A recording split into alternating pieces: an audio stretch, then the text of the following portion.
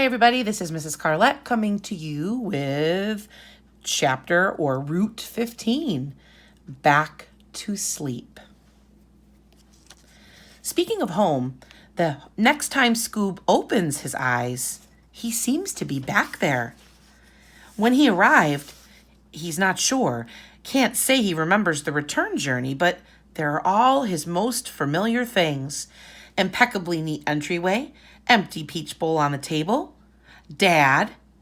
Scoob smiles. Dad's reclined in his lazy boy with his hands tucked behind his head and his eyes closed, listening to his favorite Smokey Robinson and the Miracles album. "This is real music, son. What you know about that?" In front of a crackling fire. Humming along like he doesn't have a care in the world. Much less a son he hasn't spoken to in days. Nervous, Scoob creeps down the low-lit hallway. Despite Dad's clearly chill demeanor in this moment, Scoob's seen the switch flip before. Cool, calm, and collected to furious in a matter of moments. Dad's never laid a hand on Scoob before, doesn't believe in corporal punishment, as he calls it. "I taught him that," G-Ma once told Scoob. But the ice that rolls off Dad when he's angry? Well, Scoob hates how small it makes him feel. He stands right in front of the chair. Hey, Dad." No response. Dad doesn't even flinch. Scoob raises his voice a bit. "Dad, I'm back, Dad." Nothing. Maybe he's asleep? Scoob steps right up to the chair, his heartbeat thundering in his ears like an angry storm. "Hey, Dad?" Dad hums for a few seconds, moving his head in time to the music, and when he stops, he smiles. Scoob takes a deep breath, then gulps, reaches his hand out to touch Dad's shoulder. Except his hand never connects with anything solid. Holding it up to his face, Scoob realizes with a start he can see right through it. Scoob looks down at his arms and torso and legs and feet then. It's all see-through. He's all see-through. Rushing into the hall bathroom, Scoob flips the light on and looks in the mirror. He doesn't have a reflection, like a ghost. Out the door and around a corner into his room, which doesn't look like his room at all. There's a reddish-brown desk, same mahogany as G-Ma's treasure box, where his bed should be. Book-filled shelves line the walls where he'd normally see his superhero posters. Instead of his personal treasure chest, which is full of his action figures, Lego sets, and collection of obsolete computer parts Dad's given him, there's a fancy-looking high-back chair and ottoman. Scoob rushes to the kitchen to check his personal pantry shelf, the one with his cereals and fruit snacks and the s'mores Pop-Tarts Dad wishes Scoob wouldn't eat but buys anyway. There's nothing but a box of grape nuts, a container of dry quinoa, and a gallon Ziploc bag of muesli. Barf. Even the board where Dad scribbles Scoob's daily instructions is gone. Every trace of Scoob seems to have been erased. It's like he never even lived here. "Dad!" he shouts then, tripping over his not even solid feet as he makes his way back to the living room. "Dad, please hear me!" "I'm so sorry, Jimmy," Dad says.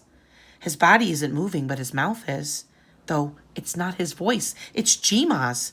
"What? Dad, it's me, Scoob. It's William, Dad, your son."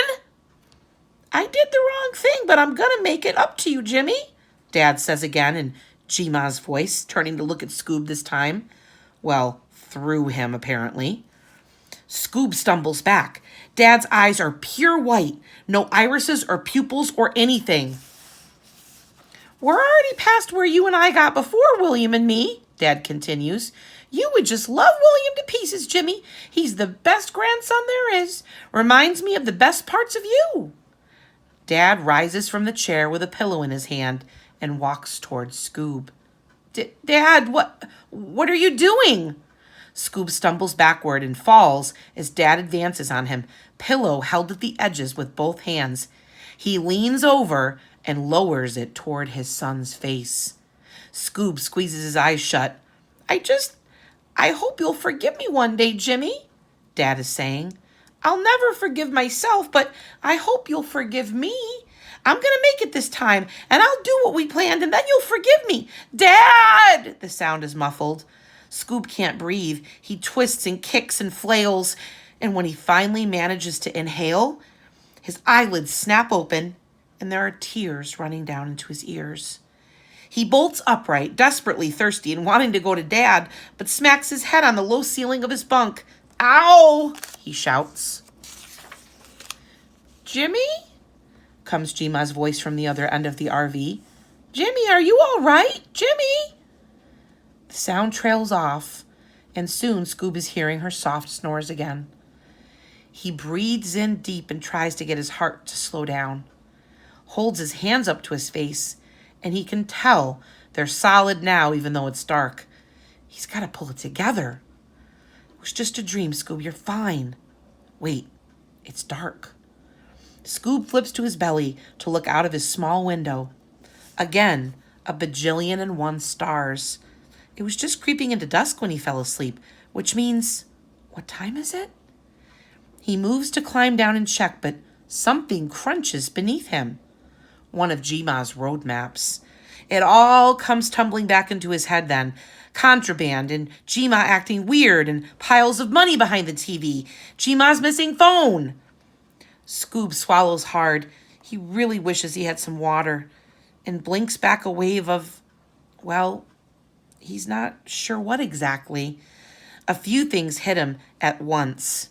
He's trapped at some campground in Monroe, Louisiana, according to the map, without which he would have no idea where the heck he is, with no phone and no idea when he's going home.